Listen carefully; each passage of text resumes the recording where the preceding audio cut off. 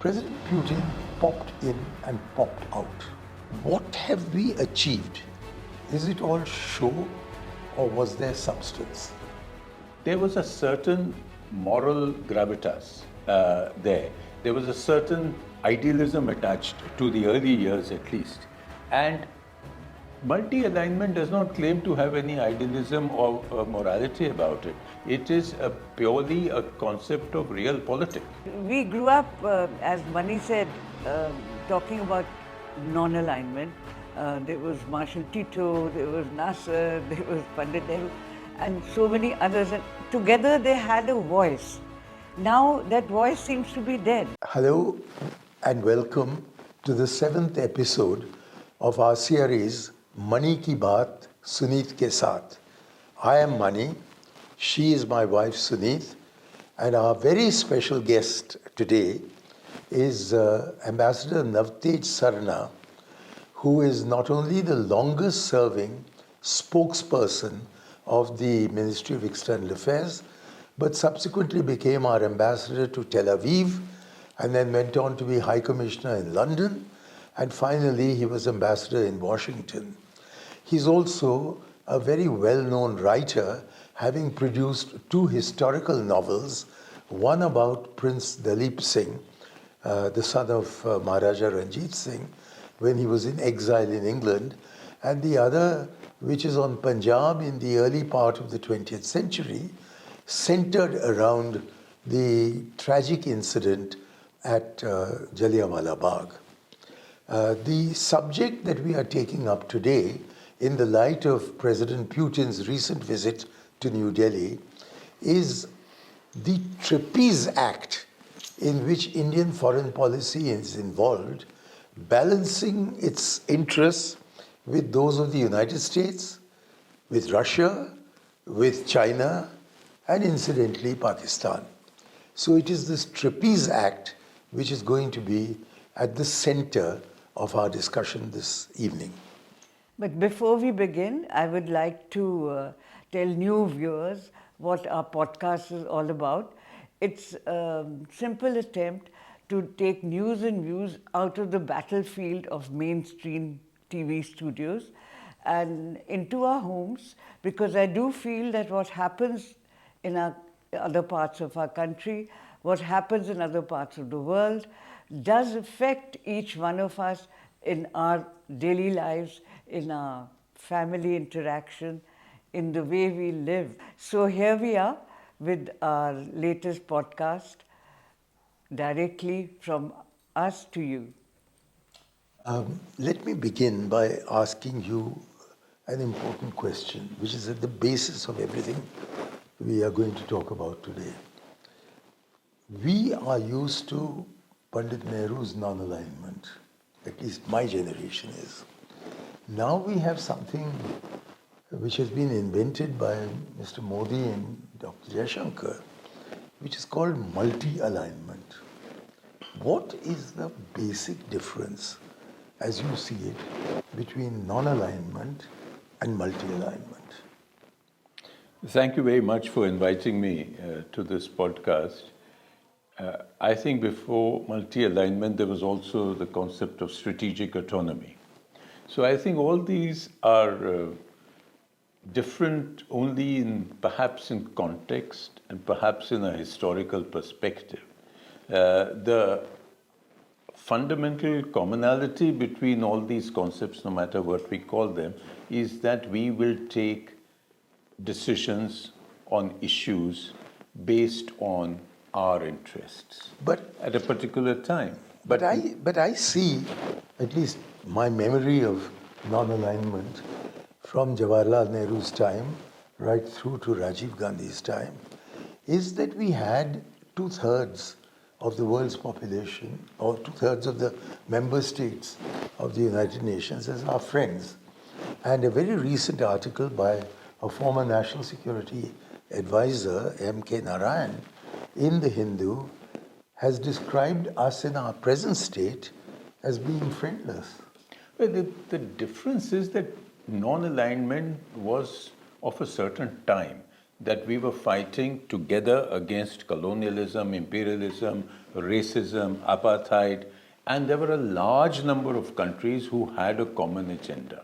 And they could group under this non-aligned because they couldn't do anything else in any case. They were not powerful enough to be playing any role in the bloc, so they chose a non-decision position and took advantage, the cynics would say, from both sides. I would completely disagree with you on that, but let's bring Suneet in. Well, I don't know. Foreign relations not my area of great interest or knowledge, but just as someone who's lived through the 50s and 60s, we grew up, as Mani said, talking about non-alignment. There was Marshal Tito, there was Nasser, there was Pandit Nehru, and so many others. And together they had a voice. We felt that they had some gravitas. There was so much of humanity that they led. Now that voice seems to be dead. That is because, again, that non-aligned group, because of the issues that they were raising, because of the history, for instance, India had come out of a very successful non-violent struggle for freedom. There was a certain moral gravitas there. There was a certain idealism attached to the early years at least. And multi-alignment does not claim to have any idealism or morality about it. It is purely a concept of real politics. That we will get together with 3 people or 4 people depending on what we need. So I don't think anybody is pretending that they have any larger good of humanity.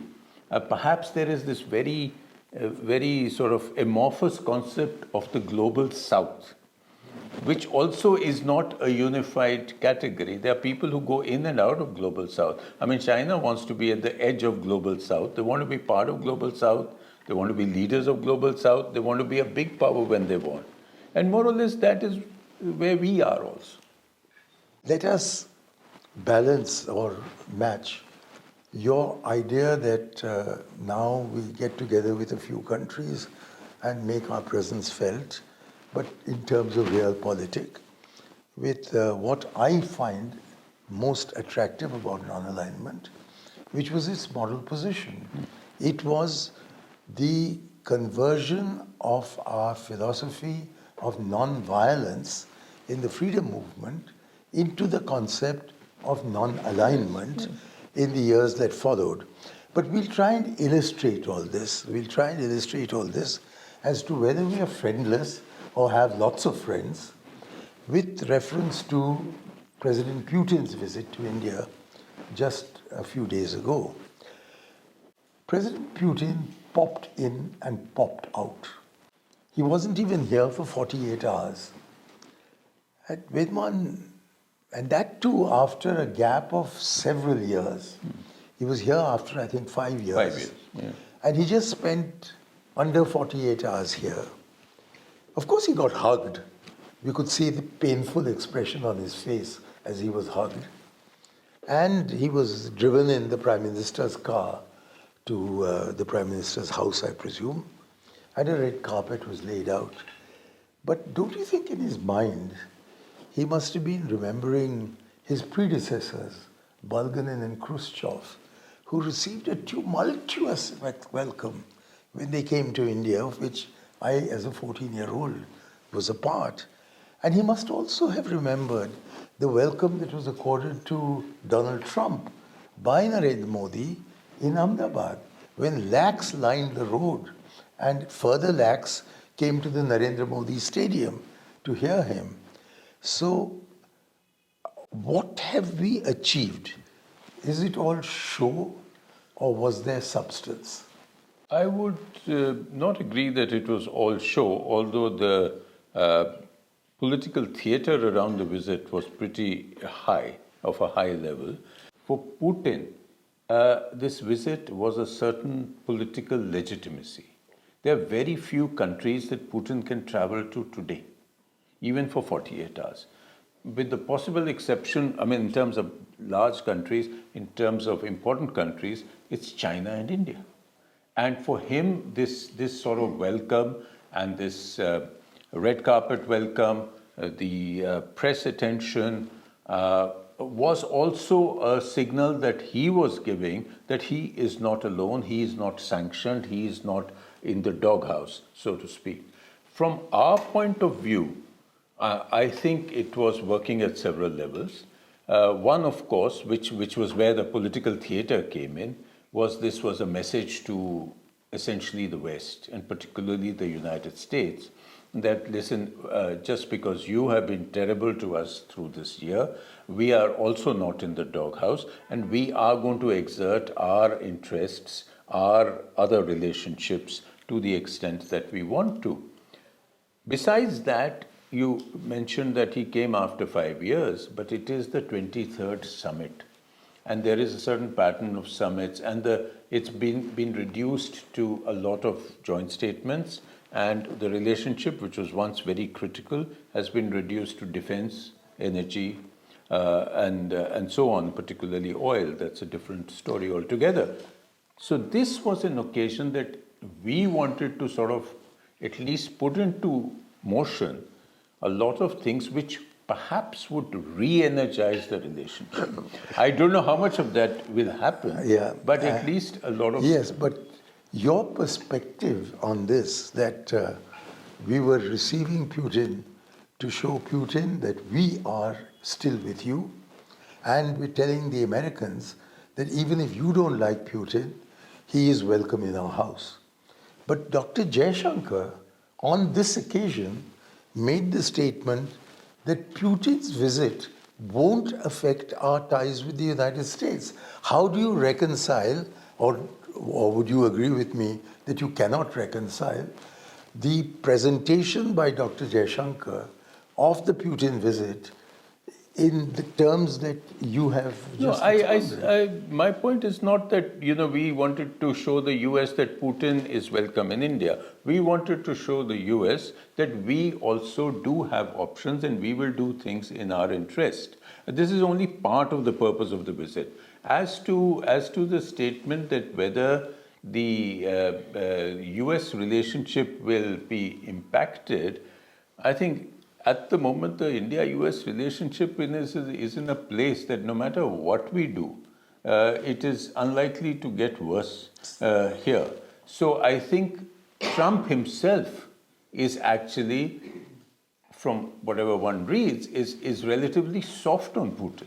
So and he's not going to get very angry, I think. This is probably what the foreign minister meant, that Trump is not going to get more and more. There will be voices in the US. There are voices in the US, there are voices in Europe who are criticizing us for having received... Had Dr. Jaishankar been as nuanced as you are, then maybe I wouldn't have brought this up at all. But the headline said that Dr. Jaishankar said Putin's visit won't affect ties with the US.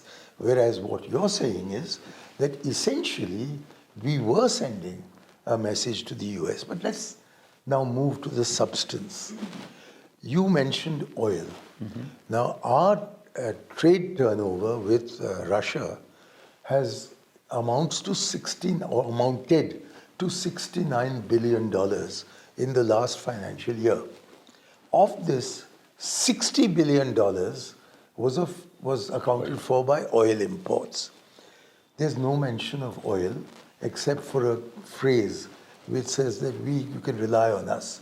But apart from that, there are no deals on oil. There was talk before Mr. Putin came of additional sets of S-400 missiles and even talk of S-500 missiles. Nothing appeared in the outcome. Similarly, there was much talk by Denis Alipov, the the Russian ambassador in Delhi, in an article on the occasion, as well as by other commentators in the Indian press, that this was going to be marked by some special moves in nuclear energy cooperation. And there was talk of small modular nuclear reactors. There was no reference at all. Before I get there, there was also talk of either expanding Kudankulam or duplicating it in other parts of the country. None of this really figured in the conclusions.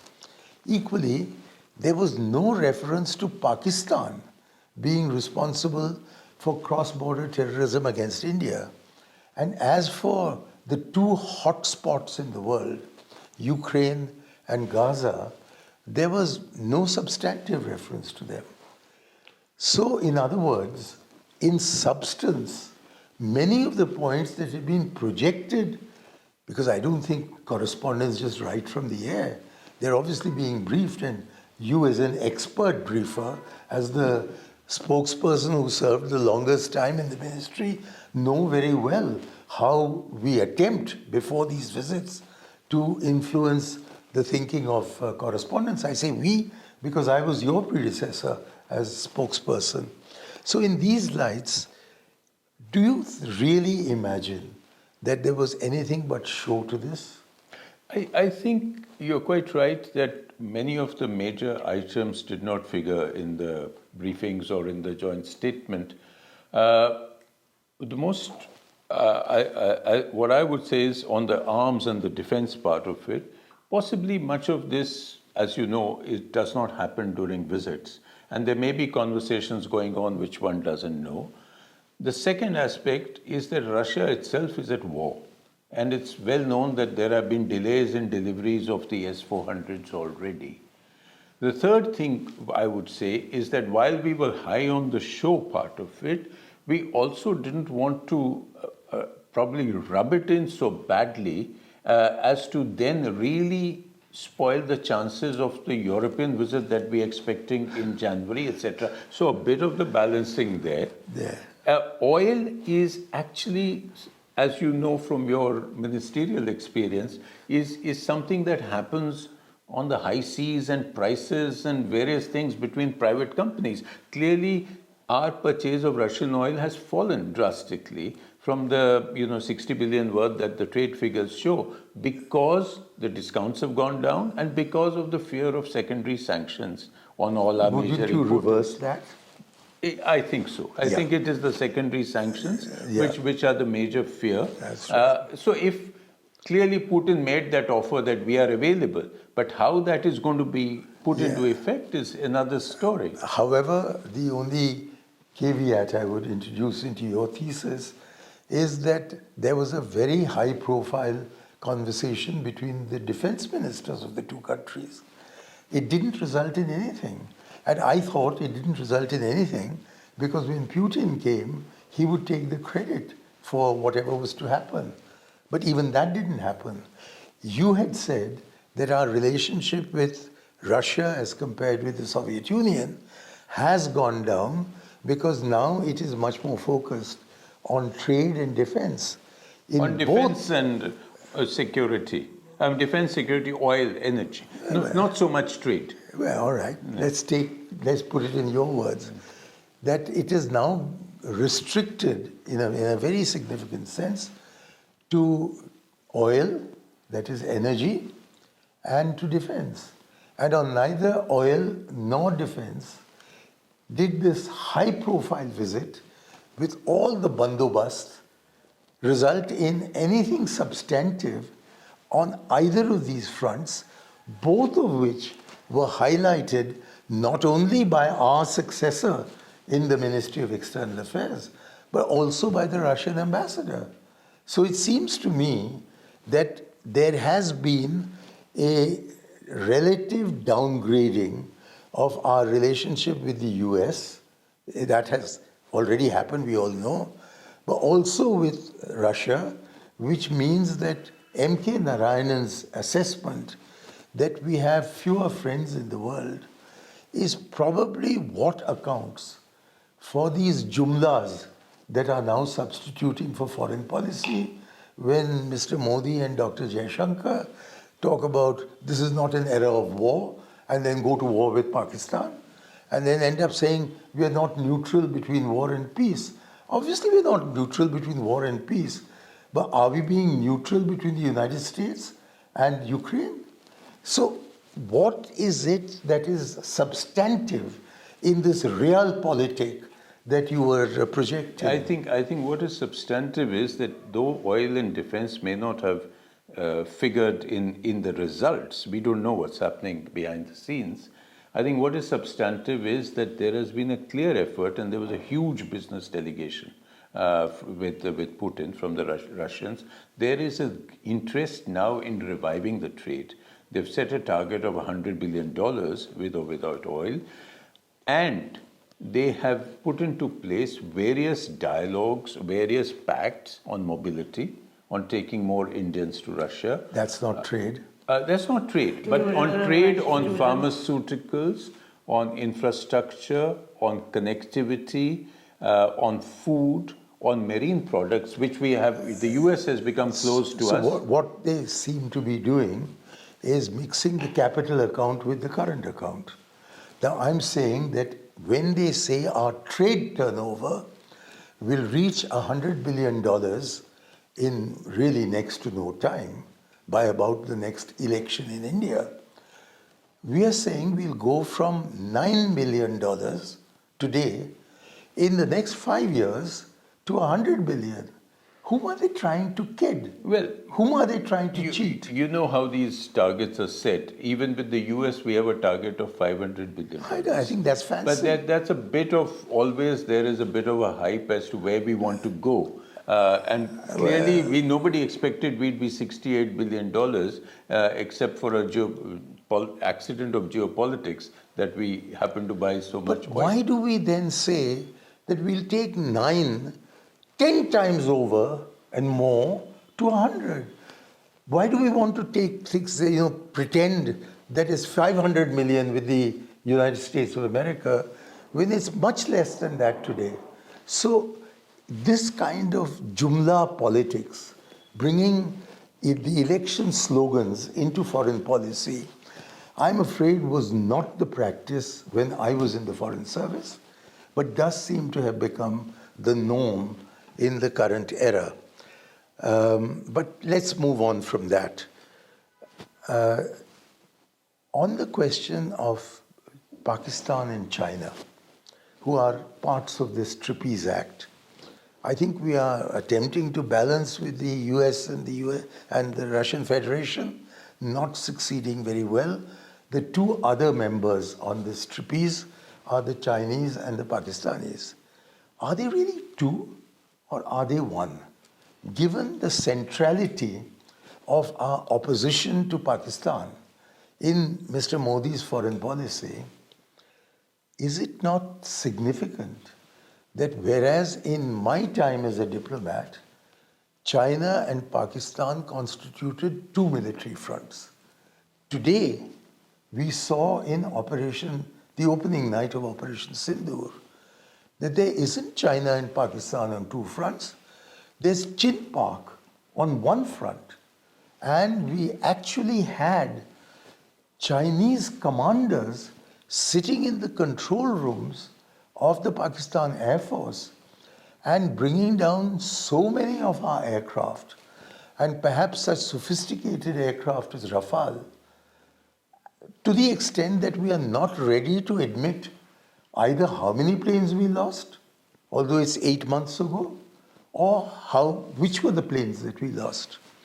So in these circumstances, I contrast it with my beginning in diplomacy, which was the 1965 war, when the US had supplied Patton tanks to the Pakistanis, but not their generals, with the result that the Pakistani generals lost so many Patton tanks to us that in Khemkaran, we actually created a little township called Patton Nagar. Now, given that we have, there is such a strong military relationship between Pakistan and China in a conflict with India, don't you think it's very odd that Mr. Modi goes to Tianjin to make up with Xi Jinping and doesn't dare mention the Pak-Chinese military collaboration against India in the context of Pakistan terrorism? No, honestly, I have no idea what was discussed or not at that level in their conversations. But I think while there is a tremendous security and military collaboration between China and Pakistan, and that has come out during Operation Sindoor, as you rightly said, I think the relationship with China is a far more complex and a far more nuanced relationship than the one with Pakistan. And there is a certain wisdom when it comes to making sure that our relations with China remain within a management level.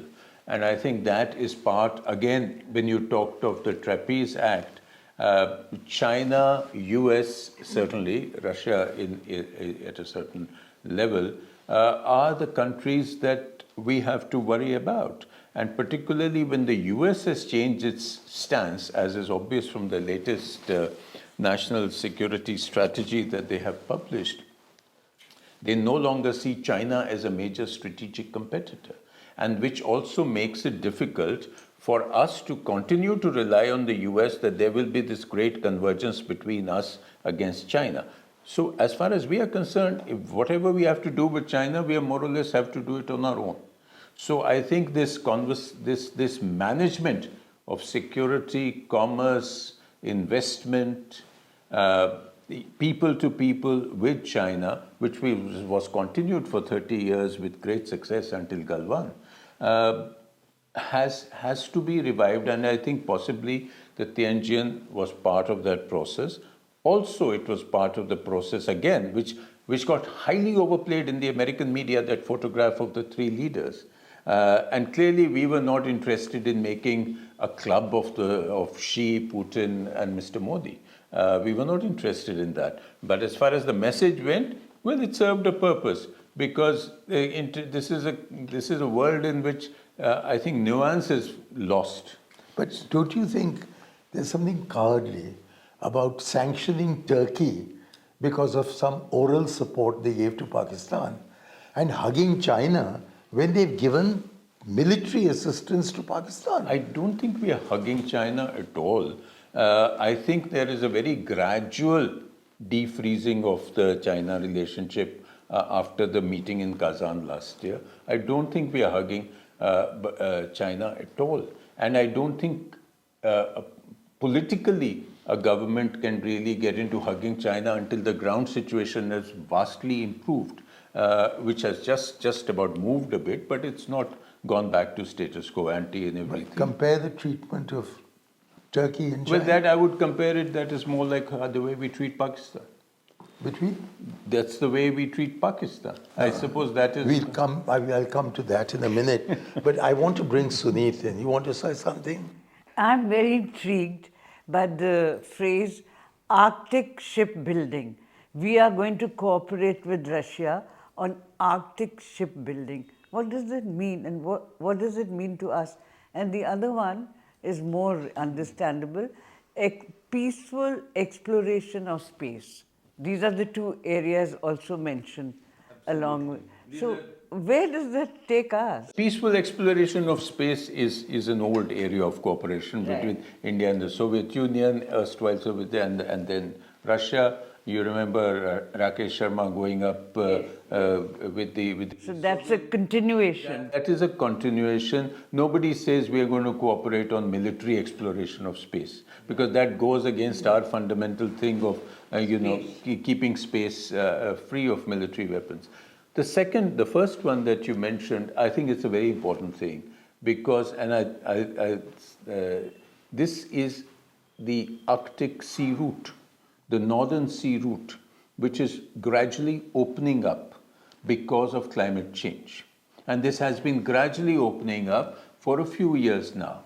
The interesting part is that large parts of the Northern Sea route are claimed by Russia as their territorial waters and are not considered international waters. The other Arctic coastal countries, the US, Norway, etc., all of them believe that these are not territorial waters, so there is place for dispute. Russia has very cleverly has built a lot of ports and facilities upon the Northern Sea route, because if that route opens for commercial transit, as it is most likely to, then it will cut by several weeks the transit from West Europe to say Chennai, where you have the Vladivostok-Chennai route infrastructure corridor. We have a stake there, and this is something which I personally, I'm familiar with because we piloted that file in 2013 when we became, in the last possible opportunity that we had, observers to the Arctic Council. So we have a certain foothold there, and otherwise China will be the main gainer of the Northern Sea route. So we have to be present in some form or the other. Shipbuilding is an area of tremendous interest to the Russians. And I'm sure we can, if we get a foothold there, it's only good for us. So I think that's a good area. It is not just an esoteric and useless exercise. No, not at all. It's very real. It's going to be. No idea. Thank you. Given the way the climate is changing, in a few years you'll have the Northern Sea route open for commercial ships. Now, we're talking, let's go back to realpolitik. Whatever is the justification for realpolitik, I think for a country which made its name because morality was at the center of our foreign policy, we have abandoned, and probably very deliberately, that great asset, and we have narrowed our foreign policy to saying that we would like to be friends with everybody, but not with Pakistan. With Pakistan, we want to continue this enmity. We have escalated from surgical strikes to Operation Sindoor. And we've kept Operation Sindoor open. There is no question of any dialogue with Pakistan. There's no question of restarting saath. Our friendships with South Asian countries are in steep decline. And in these circumstances, there seems to be a tremendous improvement in Pakistan's relations with everybody, with all our previous friends. We who were always quick off the mark in saying that Pakistan is responsible for whatever terrorism takes place in India without any further investigation because it was self-evident to us, have become so circumspect about the Red Fort blast. So, does this indicate that a central part of our foreign policy, which is the relationship with Pakistan, is in an impasse and that we are suffering in consequence of it? And would you therefore, I should add that the CPEC, the China-Pakistan Economic Corridor's second phase, has also been signed post-Sindoor. Should our foreign policy be that, with vis-a-vis Pakistan, of keeping this impasse going, or should we more sensibly enter into a dialogue with them to, at the official level, at the government level, to come to some kind of via media and not have to have this Pakistan as an albatross around our necks in foreign policy? I think the Pakistan policy you have served there, you know much better. But my feeling is that it's of a certain time. And at the present time, given the history of what has happened in the last few years, given the various terrorist attacks, given the conditions inside Pakistan and their attitude, I don't think there is any chance of a viable dialogue being attempted or wanted. I think as far as Pahalgam is concerned, the government took a certain position, and that we are, that we know where this is coming from. So given that, I don't think it is politically viable at the moment to have this dialogue. I would, however, distinguish our relationship from what Pakistan is trying to do with the US. I don't think the two things are related, except some people see it as a very superficial hyphenation. because I think Pakistan is basically trying to get to Trump, and they have managed to get to Trump through various offers of illusory rare earths and other benefits to his close-in advisors and their families. We are going far beyond our time limit, Mani, and this is a separate topic.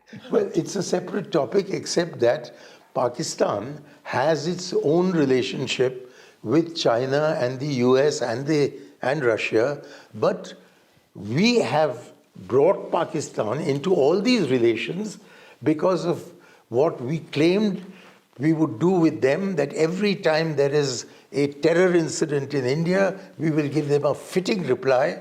But I don't see any attempt to link the Red Fort blast with Pakistan. Anyway, that is, we are running out of time. And I do want to thank Ambassador Sarna for having balanced my rather negative view of Indian foreign policy with his rather more positive attitude towards it.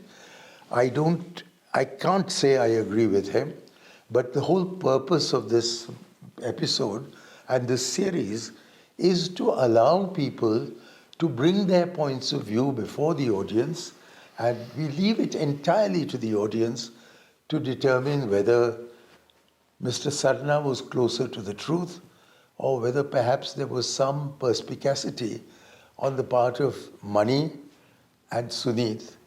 This is Mani Ki Baat, Suneet Ke Saath, signing off. Shukriya, Namaskar, Jai Hind. Thank you.